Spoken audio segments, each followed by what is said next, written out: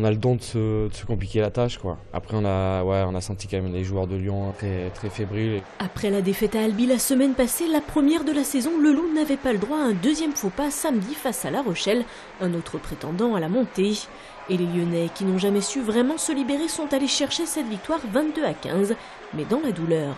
C'était très brouillon, qu'on n'a pas su mettre notre jeu en place, beaucoup de ballons tombés, beaucoup de pénalités, donc la victoire est là, mais quand même très frustré par rapport à la prestation qu'on a faite ce soir.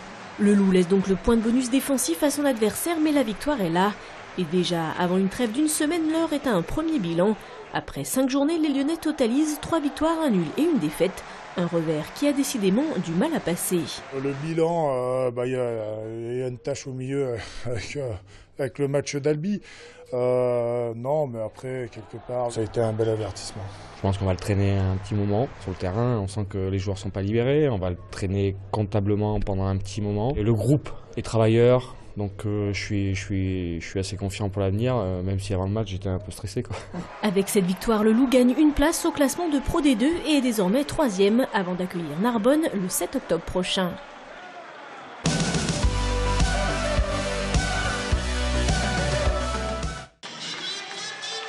Le LHC lance sa saison. Samedi soir, les Lions ont dominé de la tête et des épaules les Phoenix de Reims et se sont imposés facilement à la patinoire Charlemagne 6-1, notamment grâce à la réussite de leur nouvel attaquant, le Slovène Miroslav Kristin, auteur de 4 buts.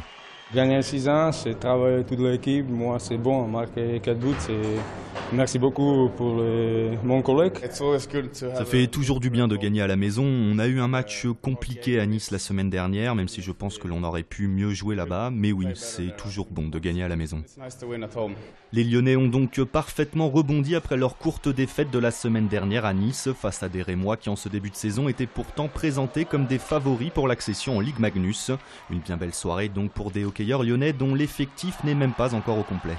Il y a Damien Krug qui vient de signer donc, en défense. Et là, cette semaine, on a récupéré Yannick Geoffrey, donc attaquant. Et puis encore dans l'infirmière, il y a Victor Landry. Donc j'espère de le récupérer pour samedi prochain. Pour l'instant, à la 7e place du championnat de D1, le meilleur serait encore à venir pour les Gones qui tenteront d'enchaîner samedi prochain sur la glace de Neuilly-sur-Marne. Du basket pour les autres résultats de ce week-end. Le LBF réussit sa rentrée en battant Arras 75-63 à l'occasion de l'Open de Ligue féminine. Les Lyonnaises se déplaceront à Aix-en-Provence samedi prochain. De son côté, l'Asvel enchaîne les défaites. Les Villeurbanais ont perdu 8 de leurs 9 matchs amicaux et s'inclinent ce week-end face à Orléans puis Gravelines. Tony Parker était à Lyon cette semaine et TLM l'a rencontré. L'occasion justement de le questionner sur la saison en cours et de revenir sur son coup de gueule retentissant à propos de l'évolution bloquée de la grande salle de l'Asvel. C'est de la résignation, c'est de l'impatience, c'est de la lucidité sur ce projet qui n'avance pas. Un peu des trois. Ouais. Un peu des trois, mais c'est vrai que moi je suis quelqu'un qui n'est pas très patient. Et voilà, je suis là depuis 3 ans et demi. Et on m'avait dit qu'on ferait certaines choses et pour l'instant on est au point mort, plus qu'au point mort. Et vous croyez toujours au projet de l'Asvel donc? Ou vous doutez légèrement maintenant? Bien sûr que j'y crois, sinon je ne serais pas là. Mais après c'est vrai que si ça continue dans cette direction-là, c'est clair qu'après tu as envie d'étudier d'autres possibilités. L'Asvel la saison dernière a terminé 12e, c'est son plus mauvais classement en proie. Est-ce que vous assumez une part de responsabilité? Bien sûr. Après, c'est pas moi qui est sur le terrain et qui joue, hein, mais c'est clair que moi j'assume ma responsabilité parce que l'Asvel ne peut pas se permettre de ne pas faire les playoffs. Nos jeunes, ils étaient trop insuffisants et après ils partent, donc c'est difficile de construire quelque chose. Vous êtes guère optimiste, vous dites qu'on a un budget moyen, on a perdu d'argent. Le fait qu'on ait perdu beaucoup d'argent pour la nouvelle salle et toutes les études de la nouvelle salle et pour finalement ne pas la faire, c'est clair que cette année on souffre de cette situation-là et que cette année notre budget il est pas très haut et même si on a quand même signé des joueurs solides avec Amarassi, le retour d'Amarassi, Georgie Joseph, Pachilis Morland, on n'est pas le plus gros budget, ça c'est sûr.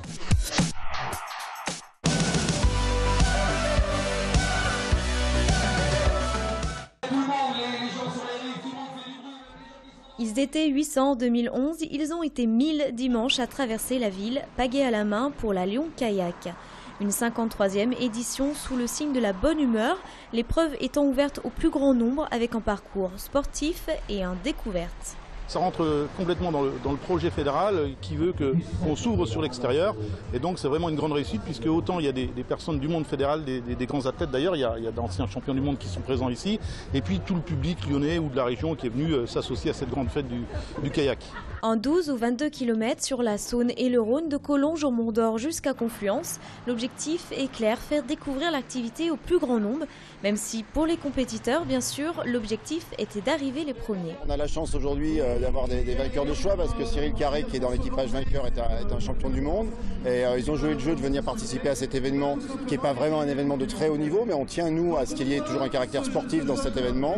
Le duo gagnant a terminé la traversée en un peu plus d'1h30, un excellent temps compte tenu des conditions et du vent contraire à 60 km/h. On traverse et puis on prend à gauche. Casque sur la tête, de bonnes baskets, un sac à dos, mais surtout la carte du parcours. Et c'est parti pour la 8e édition du Raid Socona dans les Monts d'Or avec ses nombreuses activités.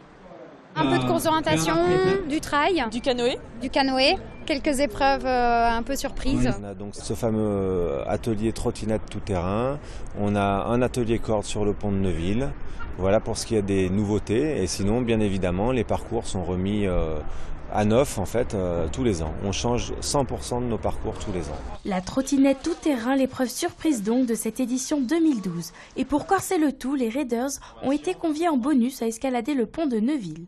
Une expérience inédite qui n'a pas refroidi les vainqueurs du Raid Aventure, Nicolas van der Meulen et Sylvain Lamige. Moi j'ai bien aimé, voilà, c'est original et c'est vrai que j'avais déjà entendu parler mais jamais testé, donc c'était une bonne occasion et des sensations sympathiques voilà, à la descente.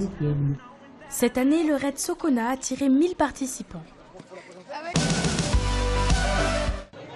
La Coupe de France Roller a fait escale à Lyon dimanche avec le Luc de Nome Roller Contest. Et avant la compétition et le marathon de 42 km, les adeptes de tous les âges ont profité des multiples parcours proposés, à commencer par la course des gones pour les 6-13 ans, des jeunes toujours plus nombreux à se passionner pour le roller. On voit de plus en plus de jeunes qui viennent s'inscrire. On a depuis le début de cette année, de l'année 2011, ouvert une école de roller pour les enfants. On est obligé de refuser du monde parce qu'on a tellement de demandes qu'on n'arrive pas à suivre avec nos professeurs diplômés. Après une édition 2011 gâchée par la pluie, le succès est de nouveau rendez-vous place Bellecour pour le Luc de Nome Roller Contest qui fêtera déjà l'année prochaine son 10e anniversaire. C'est la fin de cette émission. Notez l'adresse mail du Club des Sports. Vous avez maintenant la parole pour le temps additionnel. On aime le sport sur TLM. Bonjour à tous les Montpelliérains. Et voilà. Et on pense bien à eux et on va essayer d'être sur les podiums. Gros bisous à Tate qui regarde toujours TLM. On recommande le kayak à Lyon. Un petit bonjour parisien. Coucou Tata, j'ai fait le Socona Junior et je me suis super bien amusée. Tous ceux qui ne sont pas venus, c'est bien dommage pour vous. Donc spéciale dédicace pour vous. À bientôt. Vive le Club des Sports.